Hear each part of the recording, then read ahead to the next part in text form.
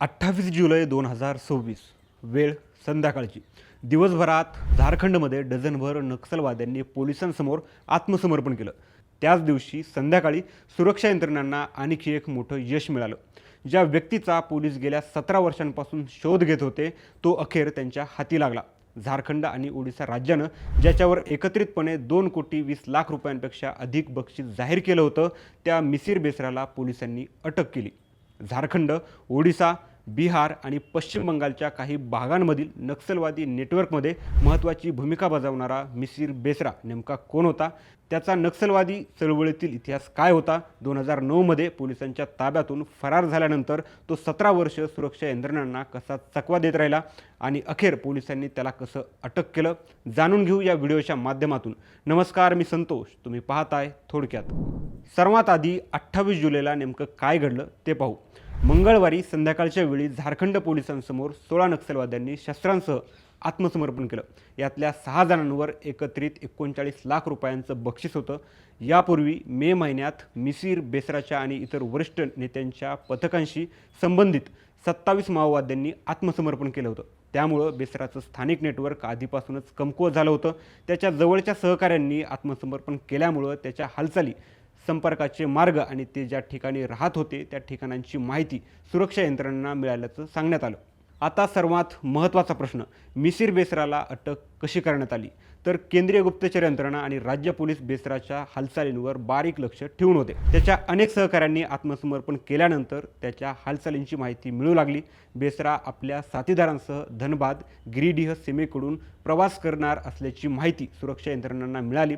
त्यानंतर Jharkhand police, CRPF, cobra आणि झारखंड जागवारच्या पथकानं ऑपरेशन दौरा पहाड अंतर्गत कारवाई केली.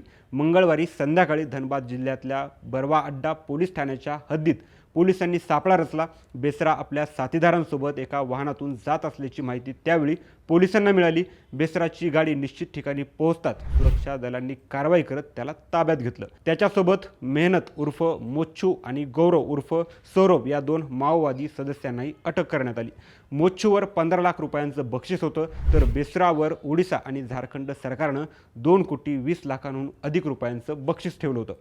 पण गेल्या 17 वर्षांपासून पोलिसांना चकमा देणारा मिसिर बेसरा नेमका कोण आहे?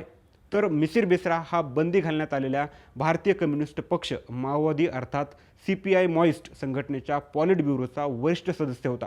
भास्करदा, सागरदा, सुनिर्मल आणि प्रधानजी अशा वेगवेगळ्या नावांनी तो ओळखला जायचा. पॉलिट ब्युरो म्हणजे या नक्षलवादी संघटनेतील अत्यंत महत्त्वाचं धोरणात्मक आणि निर्णय घेणारं मंडळ. त्यामुळं बेसरा हा केवळ जंगलात शस्त्र घेऊन फिरणाऱ्या नक्षलवाद्यांचा प्रमुख नव्हता, तर संघटनेची रणनीती, वेगवेगळ्या राज्यांमधील समन्वय, सशस्त्र पथकांची निर्मिती आणि माओवादी नेटवर्कच्या विस्तारामध्ये त्याची मोठी भूमिका असल्याचं बोललं जाते. बेसरा झारखंडमधील गिरिडीह जिल्ह्यातील मदनाडीह परिसरातील संथाल आदिवासी कुटुंबात जन्माला आला. प्राथमिक शिक्षण गावात पूर्ण केल्यानंतर तो पुढील शिक्षणासाठी धनबादला गेला. त्या काळात झारखंडमध्ये स्वतंत्र झारखंड राज्याची चळवळ सुरू होती.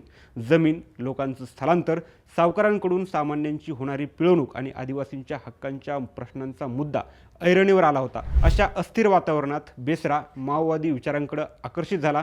1980च्या दशकात बेसरा माओवादी कम्युनिस्ट सेंटर अर्थात MCC मध्ये सहभागी झाला. त्यानंतर घर सोडून तो पूर्णवेळ भूमिगत झाला. पुढे चालून MCC म्हणजेच माओवादी कम्युनिस्ट सेंटर आणि पीपल्स वॉर ग्रुप या संघटनांचं 2004मध्ये विलिनीकरण झालं आणि CPI मॉइस्टची स्थापना झाली. या काळात बेसरानं संघटनेत मोठी प्रगती केली. 2003मध्ये तो केंद्रीय समितीचा सदस्य बनला. पुढं केंद्रीय लष्करी आयोग आणि पूर्व विभागीय ब्युरोमध्येही त्याला महत्त्वाची जबाबदारी देण्यात आली. बेसराच्या या कारकिर्दीतील सर्वात गंभीर भाग म्हणजे त्याच्यावर असलेले हिंसक कारवायांचे आरोप. खून, खंडणी, सुरक्षा दलांवरील हल्ले, शस्त्रास्त्र कायद्याचं उल्लंघन असे अनेक गुन्हे त्याच्यावर नोंदवण्यात आले. समोर आलेल्या माहितीनुसार झारखंड, ओडिशा आणि पश्चिम बंगालमध्ये त्याच्याविरुद्ध तब्बल 175 गुन्हे होते. पोलीस त्याच्या मागावर होते. मिसिर बेसराला पहिल्यांदा सप्टेंबर 2007मध्ये खुंटी परिसरात अटक करण्यात आली. या अटकेनंतर जवळपास 2 वर्ष बेसरा पोलीस आणि न्यायालयीन कोठडीत होता. पण जून 2009मध्ये एक धक्कादायक घटना घडली. बेसराला सुनावणीसाठी बिहारमधल्या लखीसराय न्यायालयात आणण्यात आलं. त्याला न्यायालयाच्या आवारातून बाहेर नेलं जात असताना सुमारे 30 सशस्त्र माओवादी मोटरसायकलवरून आले. त्यांनी बॉम्बफेक आणि गोळीबार करत पोलिसांवर हल्ला केला आणि बेसराला पोलिसांच्या ताब्यातून सोडवलं। त्यावेळी या हल्ल्यात एका पोलिसाचा मृत्यू झाला तर अनेक जण जखमी झाले। या घटनेनंतर बेसरा पुन्हा भूमिगत झाला आणि पुढची 17 वर्ष सुरक्षा यंत्रणांना चकवा देत राहिला। थोडक्यात सांगायचं झालं तर महाविद्यालयीन जीवनात माओवादी विचारांकडे वळलेला मिसिर बेसरा जवळपास 4 दशकांत संघटनेच्या पॉलिट ब्युरोपर्यंत पोहोचला। 2007 मध्ये अटक होऊनही 2009 मध्ये न्यायालय परिसरात पोलिसांवर हल्ला झाला आणि या हल्ल्यादरम्यान तो पळून गेला। त्यानंतर 17 वर्ष तो जंगलांमध्ये लपून नक्षल्यांचं नेटवर्क चालवत राहिला। पण त्यानंतरच्या काळात त्याच्या बऱ्याच सहकाऱ्यांनी आत्मसमर्पण करायला सुरुवात केली आणि त्यामुळे त्याच्या हालचालींची माहिती पोलिसांना मिळू लागली आणि 28 जुलै 2026 रोजी त्याला पुन्हा पोलिसांनी अटक केली। आता मिसिर बेसराची अटक हा नक्षलवादाविरोधातील निर्णायक टप्पा ठरेल का? तुमचं मत आम्हाला कमेंटमध्ये नक्की सांगा। व्हिडिओ आवडला असेल तर लाईक करा, शेअर करा आणि देशभरातील अशाच महत्त्वाच्या घडामोडींसाठी थोडक्यातला सबस्क्राईब करा।